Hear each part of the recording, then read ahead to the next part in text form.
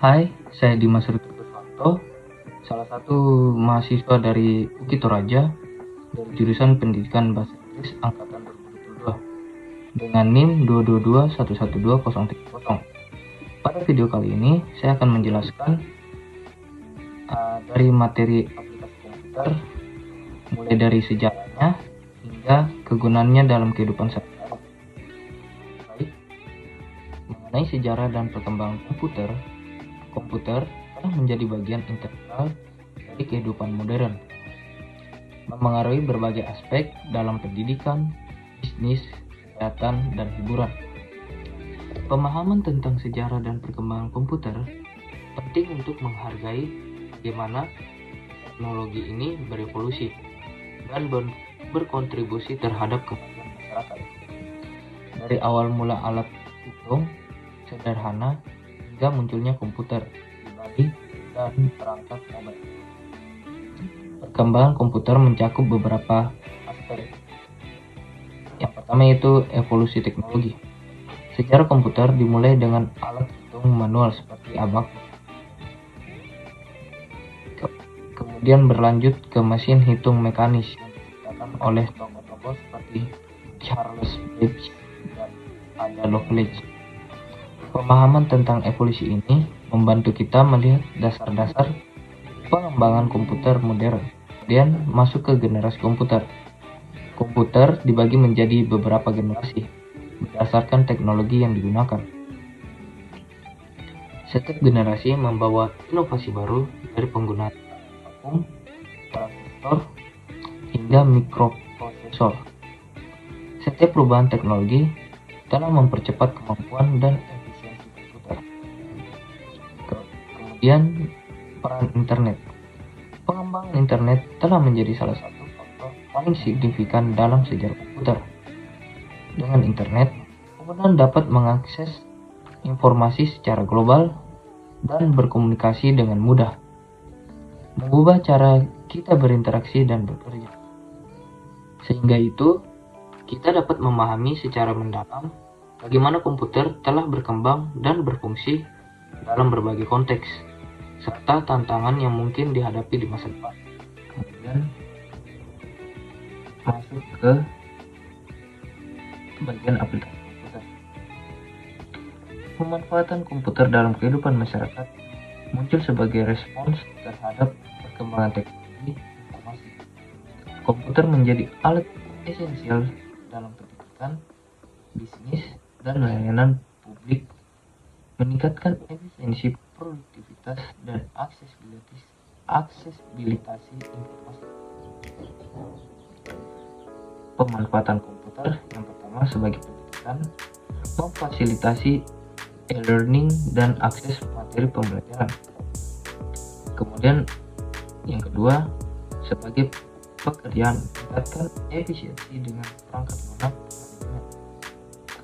Yang ketiga komunikasi, mempermudah interaksi melalui email dan video konferensi. Kemudian yang keempat yaitu dalam kehidupan sehari-hari, mendukung belanja dan perbankan dalam digital. Kemudian dalam kreativitas, memungkinkan individu untuk berinovasi dan mengekspresikan diri. Kelebihan dan kekurangannya. Kelebihannya meningkatkan efisiensi, akses informasi, dan kreativitas. Kekurangannya ketergantungan pada teknologi, isu keamanan cyber, dan kesenjangan digital. Kesimpulannya, komputer telah menjadi elemen kunci dalam kehidupan sehari-hari yang memberikan manfaat signifikan dalam berbagai bidang. Namun, tantangan seperti kesenjangan digital dan privasi perlu diatasi untuk memaksimalkan potensi teknologi ini. Kemudian masuk ke aplikasi komputer. Komputer adalah alat elektronik yang menerima, mengelola, dan menghasilkan informasi. Komponen utama komputer terdiri dari hardware atau fisik dan software atau program. Manfaat komputer dalam pendidikan memperluas akses informasi, mendukung pembelajaran interaktif, dan meningkatkan keterampilan digital. Kemudian dalam bisnis, meningkatkan efisiensi, analisis data, dan komunikasi, serta mendukung inovasi. Selanjutnya, dalam pemerintahan, meningkatkan efisiensi pelayanan, transparansi, dan penghematan biaya. Kesimpulannya, komputer memainkan peran penting dalam berbagai bidang, memberikan banyak manfaat dan kemudahan. Setiap jenis komputer memiliki kelebihan dan kekurangan sesuai dengan kebutuhan penggunanya. Kemudian masuk ke bagian perangkat keras komputer. Bagian keras perangkat komputer. Perangkat keras, yaitu hardware, adalah komponen fisik komputer yang dapat dilihat dan diraba, berfungsi untuk mendukung proses komputerisasi. Pembagian dalam perangkat keras yaitu input device atau unit masukan, alat untuk memasukkan data seperti keyboard, mouse, dan scanner. Kemudian ada process device atau unit pemrosesan, komponen yang memproses data seperti CPU dan RAM. Selanjutnya ada output device atau unit keluaran, alat yang menampilkan hasil pemrosesan seperti monitor, printer, dan speaker. Kemudian ada backing storage atau unit penyimpanan. Tiap penyimpanan data, contohnya seperti hard disk dan SSD. Fungsi aplikasi perangkat lunak.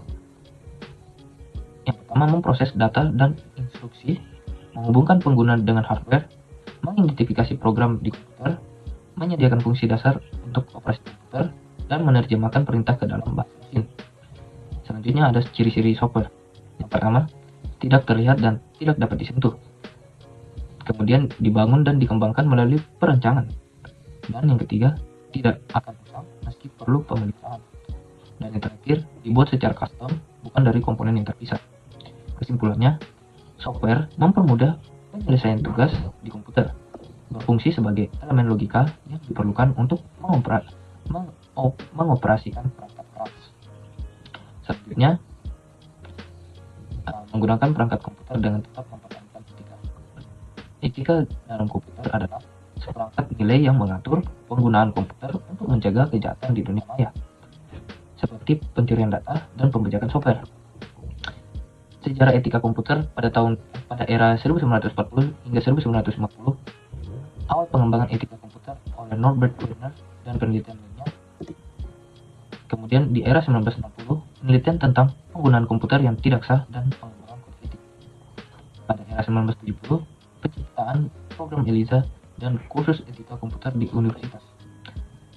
Pada era 1980, fokus pada kejahatan komputer dan pengembangan disiplin etika komputer. Di era 1990 hingga sekarang, etika komputer menjadi bidang ilmu yang berkembang di berbagai institusi. Kemudian kejahatan di dunia komputer. Kejahatan komputer meliputi akses tidak sah atau konten ilegal, pemalsuan data, dan sabotase. Masalah etika. Yang pertama, penyalahgunaan informasi pribadi, keamanan data yang rentan. Kemudian ada hoax atau penyebaran informasi yang tidak akurat. Kemudian ada kurangnya akuntabilitas atau tanggung jawab dalam pengolahan data yang ini. Kemudian ada panduan etika penggunaan komputer. Yang pertama, gunakan data dan sumber daya yang etis. Kemudian adopsi teknologi yang bertanggung jawab. Kemudian ciptakan budaya tanggung jawab dalam penggunaan teknologi. Lalu kelola penggunaan komputer dengan bijak untuk kesehatan, sehingga jaga keamanan siber dengan perangkat yang tepat. Kesimpulannya, penerapan etika digital adalah tanggung jawab bersama untuk memanfaatkan teknologi secara maksimal dan bertanggung jawab di kita. Kemudian, menggunakan Microsoft Word untuk keperluan sehari-hari. Microsoft Word adalah aplikasi pengolahan kata yang digunakan untuk membuat atau menyunting dan memformat dokumen teks. Program ini berguna dalam berbagai konteks, termasuk pendidikan dan pekerjaan, memungkinkan pengguna untuk membuat dokumen seperti surat, laporan, dan makalah. sejarah Microsoft Word dikenal pertama kali pada tahun 1983 sebagai multi-tool Word. Aplikasi ini kemudian berkembang menjadi Microsoft Word dan dirilis untuk berbagai sistem operasi. Sejak itu, Word terus diperbarui dengan fitur baru yang meningkatkan kinerja dan fungsionalitas.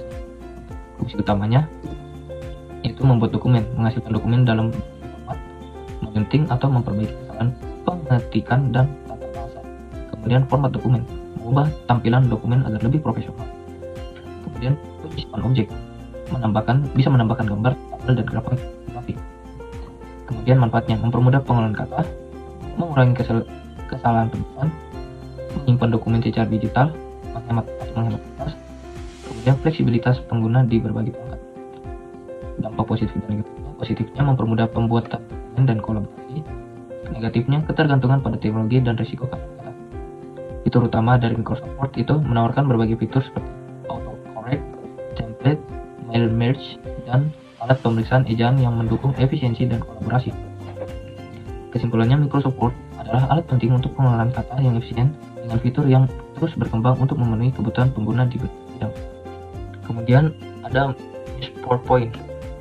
Microsoft PowerPoint adalah aplikasi yang digunakan untuk membuat presentasi efektif dan profesional, membantu menyampaikan gagasan dengan menarik. PowerPoint dikembangkan oleh Bob Goskins dan Dennis Austin dan dirilis pertama kali pada tahun 1987.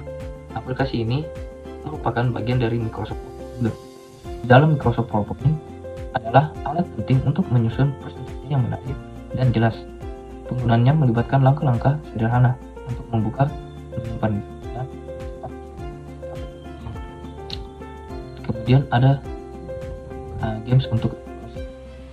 Evaluasi adalah proses penting untuk menilai pencapaian tujuan pendidikan. Metode tradisional sering dianggap membosankan, oleh karena itu pengguna game dalam evaluasi semakin populer, menciptakan suasana yang interaktif dan menyenangkan. Game adalah aktivitas yang melibatkan tantangan dan interaksi. Terdapat berbagai jenis game, termasuk game tradisional adalah permainan tanpa teknologi seperti catur dan sepak bola. Kemudian ada game elektronik, permainan digital seperti video game. Kemudian ada game edukasi dirancang untuk tujuan pembelajaran, dan game sosial dapat dimainkan secara daring, melibatkan interaksi antar pemain. Kesimpulannya, penggunaan game dalam evaluasi pendidikan menawarkan banyak manfaat, termasuk peningkatan motivasi dan keterlibatan siswa. Namun, tantangan seperti akses teknologi dan desain game yang tepat perlu diatasi. Game memiliki potensi besar sebagai alat evaluasi, tetapi harus disesuaikan dengan konteks pendidikan dan dipadukan dengan metode evaluasi lain. Selanjutnya ada menggunakan Microsoft Excel untuk kebutuhan sehari-hari. Microsoft Excel adalah perangkat lunak pengolah angka yang dirancang untuk mengolah dan menganalisis data. Excel memiliki antarmuka yang mudah dipahami dan fitur seperti tabel, grafik, serta rumus, sehingga sangat berguna di berbagai bidang, termasuk bisnis, pendidikan, dan kehidupan sehari-hari. Kesimpulannya, Microsoft Excel adalah alat serbaguna untuk mengelola dan menganalisis data, relevan dan berbagai aspek kehidupan. Penguasaan Excel meningkatkan efisiensi dan membantu dalam pengambilan keputusan berbasis data. Kemudian yang terakhir adalah mengolah data dengan SPSS. SPSS atau Statistical Package for the Social Science adalah perangkat lunak untuk analisis data statistik yang dirancang untuk mempermudah pengelolaan data secara efisien dan akurat. Sejarahnya, SPSS atau Statistical Package for the Social Science pertama kali dirilis pada tahun 1968 oleh Norman Knight, awalnya untuk ilmu sosial, kini digunakan di berbagai disiplin ilmu. SPSS memungkinkan analisis statistik dengan antarmuka grafis yang ramah pengguna, mendukung berbagai teknik analisis. Cara kerjanya yaitu data diolah dalam bentuk baris atau fases dan kolam atau variabel. Hasil analisis ditampilkan dalam SPSS atau output navigator. Fasilitasnya, SPSS dilengkapi dengan data editor, viewer, multimediasional, report tables, grafik resolusi tinggi, dan akses database. Kelebihannya mendukung banyak format data, antarmuka informatif dan mudah digunakan, tidak memerlukan pemrograman rujukan. Kemudian kekurangannya, berbayar dan memerlukan lisensi.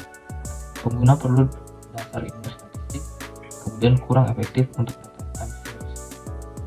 Kesimpulannya, SPSS atau Statistical Package for the Social Science adalah alat penting untuk pengelolaan data statistik yang efisien dengan fitur yang mendukung pengguna dari berbagai latar belakang.